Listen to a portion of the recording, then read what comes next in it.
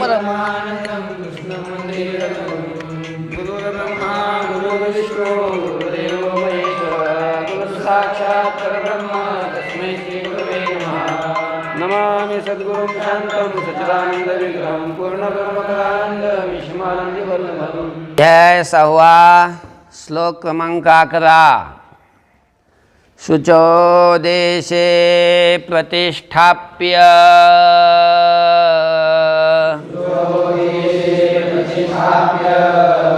स्थिरमासनमात्मनः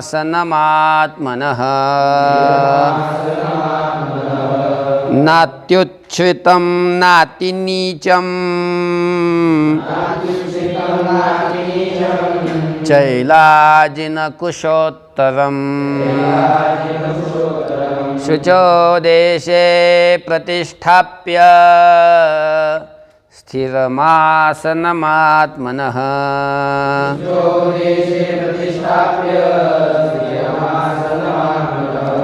नात्युच्छ्रितं नातिनीचं चैलाजिनकुशोत्तरम्।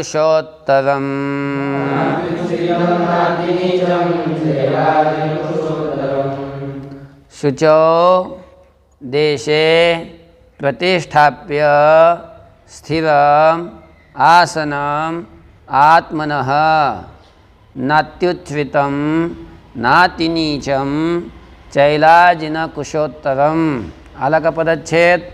बघा आता त्या पुरुषांनी एकांतामध्ये जाऊन सतत आपल्या अंतःकरणाला स्थिर करण्याचा अभ्यास करावा सांगितलं का ना ते योगी पुरुषांनी. मग आता त्यांनी एकांतात म्हणजे नेमकं अशा कुठल्या जागेत जायचं त्यांनी, ते स्थान कसं असावं, त्यांनी आसन कसं मांडावं आहे का नाही, तिथं कसं बसावं त्याच्यावर, ते सगळं आता वर्णन ज्ञानोबराय करतात. बघा, शुचौ देशे शुद्ध देशामध्ये पवित्र देशामध्ये आत्मनः आपलं स्वतःचं आसन त्यांनी स्थापन करायचं. कुठल्या देशामध्ये? शुद्ध पवित्र देशामध्ये आपलं स्वतःचं आसन. ते आसनाचं वर्णन बघा आता कसं आसन. नात्युच्छ्रितम न अतिउच्छ्रितम असं येते. अतिउच्छ्रितम न म्हणजे अतिशय ते उंच नसलं पाहिजे आसन. कारण तो जर आसनावर बसला तर त्या आसनावर उंच आसन जर असेल तर शरीर कधी कधी अभ्यास करत असताना डोलण्याची पडण्याची शक्यता असते. म्हणून अतिशय उंच आसन नसावं, असं इतकं उंच नसावं, थोडं काहीतरी आपलं. मग असं जास्त खाली असावं का? खड्ड्यात नाही, खड्ड्यात पण नाही. जर खड्ड्यात जर असलं तर मग ते पाणी साचतं पाऊस पडल्यावर, मग ते अमकं होतं तमकं होतं, ते पाण्याचे भूमीचे दोष ते शरीराला हे करतात. म्हणून जास्त खाली नसावं. गारवा बिरवा हे वाळव्या मुंग्या बिंग्या लागतात ना, कारण आसनावर भरपूर वेळ बसायचं असतं. तर बघा, न अतिउच्छ्रितम न अतिनीचम, जास्त ते उंचही नसावं आणि जास्त अतिनीचम न, अतिशय नीच म्हणजे खालीही ते नसावं. म्हणजे उंच नसलेलं आणि खालीही नसलेलं असं. स्थिरम आसनम आसनम स्थिरम प्रतिष्ठाप्य, आपलं आसन स्थिर करून, स्थिर अशा प्रकारचं स्थापन करून.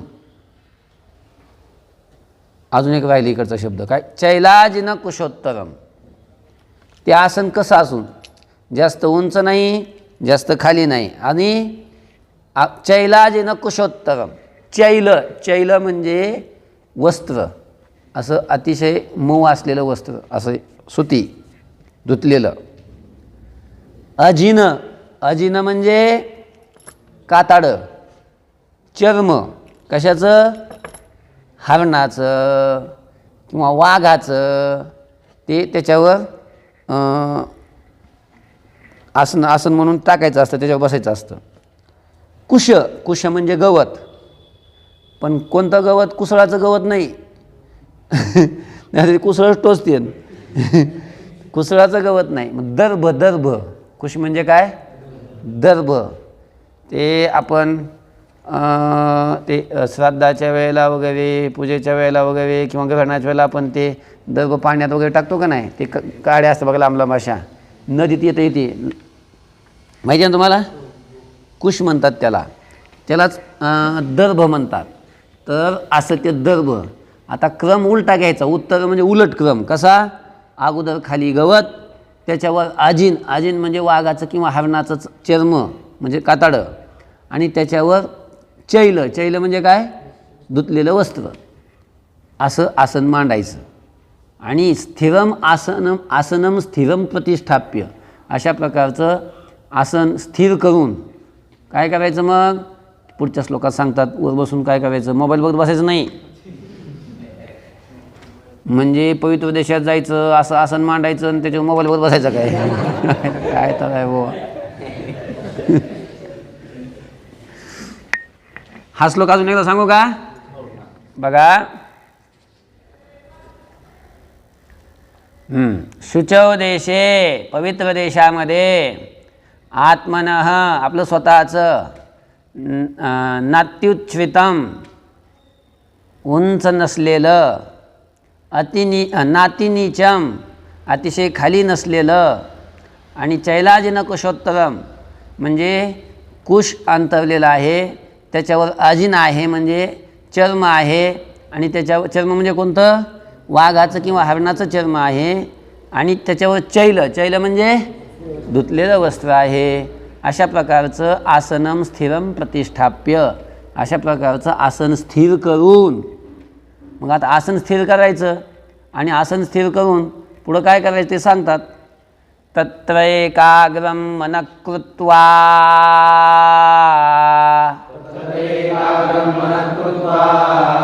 यतचित्तेन्द्रियक्रियः उपविश्यासने युञ्ज्यात् योगमात्मविशुद्धये. तत्र एकाग्रं मनः कृत्वा यतचित्तेन्द्रियक्रियः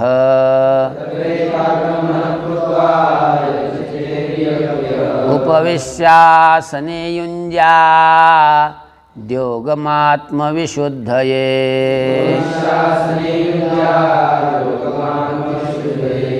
तत्र आसने, अगोदर पदच्छेद बघा, तत्र एकाग्रम मनः कृत्वा यतचित्तेन्द्रियक्रियः उपविश्य आसने युञ्ज्यात्, त्याचा द झालाय, योगम आत्मविशुद्धये. बघा आता, तत्र आसने असा घ्यायचा अन्वय, तत्र पहिल्या वेळी ते सुरुवातीला आणि आसने दुसऱ्या वेळी ते 2 नंबरला, दिसलं का, उपविश्यच्या पुढं. तत्र आसने म्हणजे ते आसन स्थिर करायचं, आणि आसन स्थापन करून तत्र आसन म्हणजे आसनावर, उपविश्य म्हणजे बसून, त्या आसनावर बसून काय करायचं, यतचित्तेन्द्रियक्रियः म्हणजे ज्यांनी आपलं चित्त आणि इंद्रियाच्या क्रिया ज्यांनी जिंकलेल्या आहेत असा होऊन, मनः एकाग्रम कृत्वा मन एकाग्र करून, आत्मविशुद्धये योगम युञ्ज्यात् आत्म्याच्या शुद्धीकरता, आत्मा शब्दाचा अर्थ अंतःकरण, अंतःकरणाच्या शुद्धीकरता, योगम युञ्ज्यात् त्यांनी योग अभ्यास करावा. कळलं का, त्या आसनावर बसून योग अभ्यास करायचा, कशासाठी, आत्मशुद्धी करता. आत्मशुद्धी म्हणजे अंतःकरणाची शुद्धी. म्हणजे आता योगाभ्यास करायचा म्हणजे अंतःकरणाची शुद्धी करून योगाभ्यास करायचा असतो का अंतःकरण शुद्धी करता योगाभ्यास करायचा असतो, काय नेमकं भानगड काय. योग म्हणजे चित्त स्थिर करणं, चित्त स्थिर करण्याचा अभ्यास करणं, ध्यान करणं, धारणा करणं, याला योग म्हणत असतात. आणि मग हा अभ्यास करायचा म्हणजे अगोदर चित्त शुद्ध करून करायचा असतो का चित्तशुद्धी करता योगाभ्यास करायचा असतो. हां, अरे चित्त शुद्ध झालं तरच चित्त स्थिर होईल ना. अशुद्ध चित्त स्थिर होईल का? आणि योग म्हणजे काय? चित्त स्थिर करणं. आणि इथं काय सांगतात की चित्तशुद्धी करता योगाभ्यास करायचा. भानगड काय नेमकं? म्हणजे चित्तशुद्धी ही योगाभ्यासाला कारण आहे का चित्तशुद्धीला योगाभ्यास कारण आहे? भानगड काय नेमकी? तर त्याचं असं आहे, चित्ताची जी अशुद्धी असते ना ती 3 प्रकारची असते. चित्तामध्ये दोष 3 प्रकारचे असतात. एक मल असतो, विक्षेप असतो आणि आवरण असतं. आलं लक्षामध्ये? तर मल जो असतो, मल म्हणजे पाप वासना, त्या निष्काम कर्माने जात असतात. आलं लक्षामध्ये? आणि मग ते पाप गेलं की चित्त शुद्ध झालं. मग असं चित्त शुद्ध झालं की मग त्यांनी चित्त स्थिर करण्यासाठी, आत्मसाक्षात्कार होण्यासाठी त्यांनी चित्त स्थिर करण्याचा अभ्यास करायचा असतो. त्याला योगाभ्यास म्हणतात. त्याला काय म्हणतात? योगाभ्यास म्हणतात. आणि इथं काय म्हटलं आहे? योगाभ्यास करायचा तो कशासाठी? चित्तशुद्धीसाठी. मग इथली चित्तशुद्धी म्हणजे मल घालवणं नव्हे. मग अंतःकरणामध्ये दुसरा जो दोष असतो विक्षेप, ती विक्षेपरूपी दोष घालवण्यासाठी, चित्तातला विक्षेपरूपी मल घालवण्यासाठी, विक्षेपरूपी दोष घालवण्यासाठी योगाभ्यास करावा. लक्षामध्ये समजते का? कशासाठी? विक्षेपरूपी दोष जाण्यासाठी, म्हणजेच आत्मशुद्धीसाठी, म्हणजे अंतःकरण शुद्धीसाठी. अंतःकरणातला मलही घालावा लागतो आणि विक्षेपही घालावा लागतो. विक्षेपरूपी दोष जावा म्हणजेच विक्षेप दोष जाऊन आत्मा शुद्ध व्हावा, म्हणजे अंतःकरण शुद्ध व्हावं, याच्यासाठी योगम युंजात, योग अभ्यास करावा. कळलं का? कळतं का नाही काय माहिती? अजून एकदा सांगू का? बघा, तत्र आसने उपविश्य, त्या ठिकाणी त्या आसनावर बसून, यतचित्तेंद्रिय क्रिय, ज्यांनी आपले चित्त आणि इंद्रियाच्या क्रिया जिंकलेल्या आहेत असा होऊन, आणि मनः एकाग्रम कृत्वा, मन एकाग्र करून, आत्मविशुद्धये योगम युञ्जात, त्या योगी पुरुषांनी काय करावा? आत्मशुद्धीसाठी म्हणजेच अंतःकरणाच्या शुद्धीसाठी त्यांनी योग करावा. आलं? समं काय शिरो ग्रीवम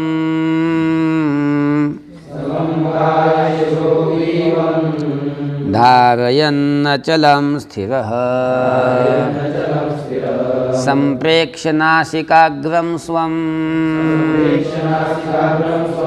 दिशश्चानवलोकयन्.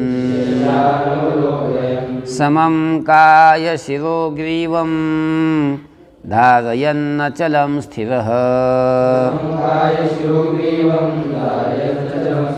सम्प्रेक्ष्य नासिकाग्रं स्वं दिशश्चानवलोकयन्.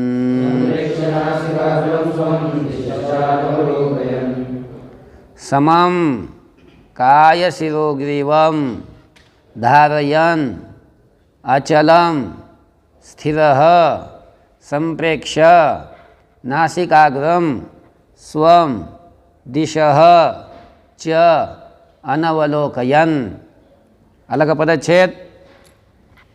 आता बघा, आता ते आसनावर बसायचं आणि योगाभ्यास करायचा त्यांनी आत्मशुद्धीसाठी सांगितलं का ना वरच्या श्लोकामध्ये. मग आता काय योगाभ्यास करायचा म्हणजे नेमकं काय करायचं? कसं बसायचं त्यांनी? काय करायचं अभ्यास त्यानं? तर बघा, काय शिरोग्रीवम समम अचलम धारयन, असं करायचं. अन्वय घ्यायचा. काय, काय म्हणजे शरीर. शिर माहिती आहे का तुम्हाला? शिर म्हणजे मस्तक. काय म्हणजे शरीर, शिर म्हणजे मस्तक. आणि ग्रीवम, ग्रीव म्हणजे गळा, मान. हे सगळं शरीर, मान, मस्तक समान असं एका रेषेत,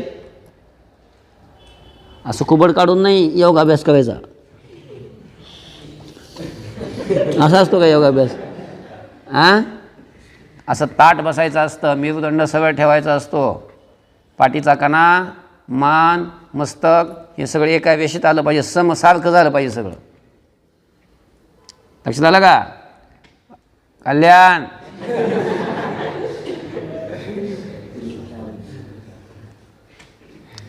काय शिरो ग्रीवम समम धारय अचलम धारयन. इकडे बघा, शरीर, मस्तक आणि मान समम अचलम धारयन, सम आणि अचल धारण करून, स्थिर स्थिर होऊन,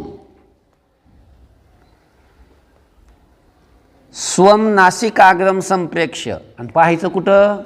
स्वम नासिकाग्रम, स्वम नासिका अग्रम असं आहे ते. स्वम म्हणजे स्वतःचं, दुसऱ्याचं नाही बघायचं. नाकाचा अग्रभाग बघायचा, कोणाचा? आपल्या स्वतःचा. असं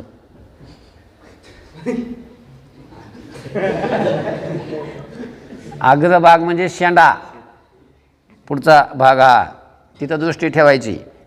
हां, स्वम नासिकाग्रम संप्रेक्ष, स्वतःच्या नासिकाचा जो अग्रभाग तो पाहून किंवा तिथं दृष्टी ठेवून, दिशः च घ्या अगोदर, च म्हणजे आणि, दिशः अनवलोकयन, दिशः म्हणजे अन्य दिशेला, अनवलोकयन न पाहणारा, अवलोकयन पाहणारा, अनवलोकयन न पाहणारा असा त्यांनी व्हायचं.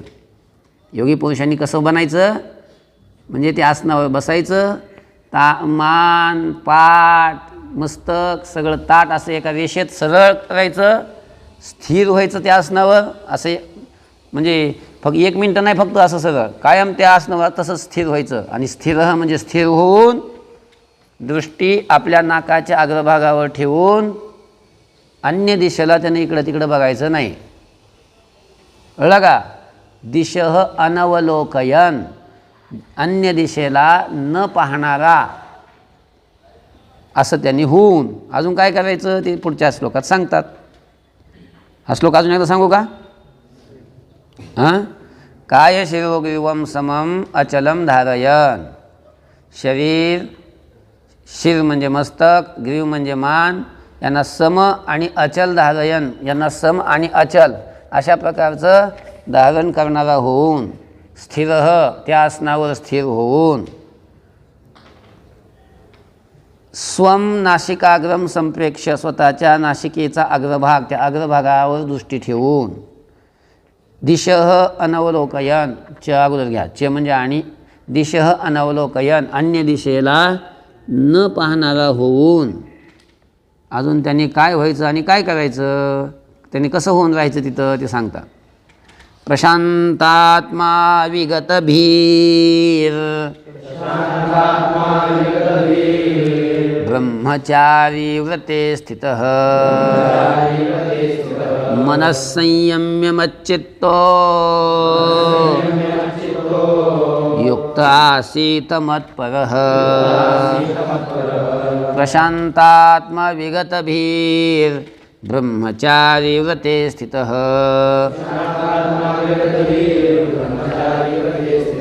मनस्संयम्य मच्चित्तो युक्त आसीत मत्परः.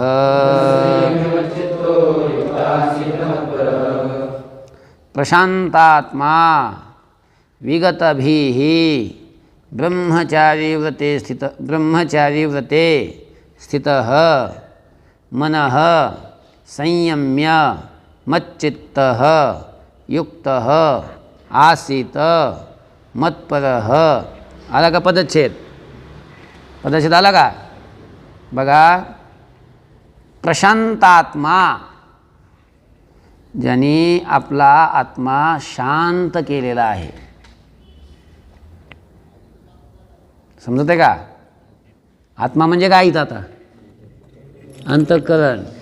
ज्यांनी आपलं अंतःकरण, आपलं मन ज्यांनी काय केलं? शांत केलं. शांत केलं म्हणजे स्थिर केलं. आणि विगत भीही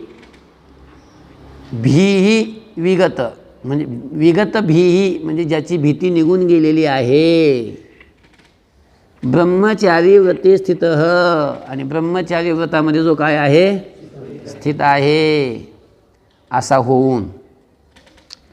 मनः संयम्य, मनाचं संयमन करून, मच्चित्त माझ्या ठिकाणी ज्याचं चित्त आहे असा होऊन, युक्त योगयुक्त होऊन, मत्पर आसीत मतपर होऊन त्यांनी राहावे. कळलं का? कसं राहायचं त्यांनी? मतपर होऊन राहायचं. कसं प्रशांत आत्मा म्हणजे ज्यांनी चित्त आपलं स्थिर केलेलं आहे असा होऊन, विगत भीही ज्याची भीती निघून गेलेली आहे असा होऊन, ब्रह्मचारी व्रते स्थित ब्रह्मचारी व्रतामध्ये स्थित होऊन, मनसंयम्य मनाचं संयमन करून, मच्चित्त माझ्या ठिकाणी ज्याचं चित्त स्थिर झालेलं आहे किंवा केलेलं आहे असा होऊन, युक्त योगयुक्त होऊन, मतपर आसीत मतपर होऊन त्यांनी राहावे. कळलं? युञ्जन्नेवं सदात्मानं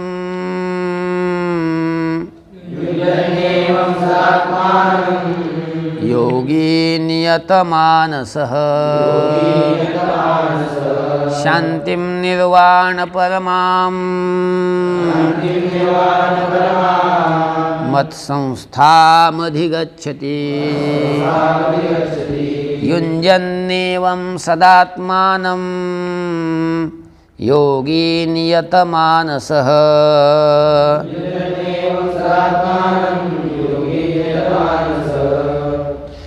शान्तिं निर्वाणपरमां मत्संस्थामधिगच्छति.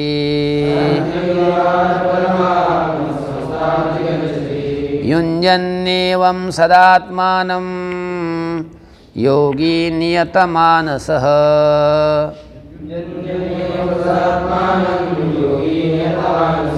शान्तिं निर्वाणपरमां मत्संस्थामधिगच्छति.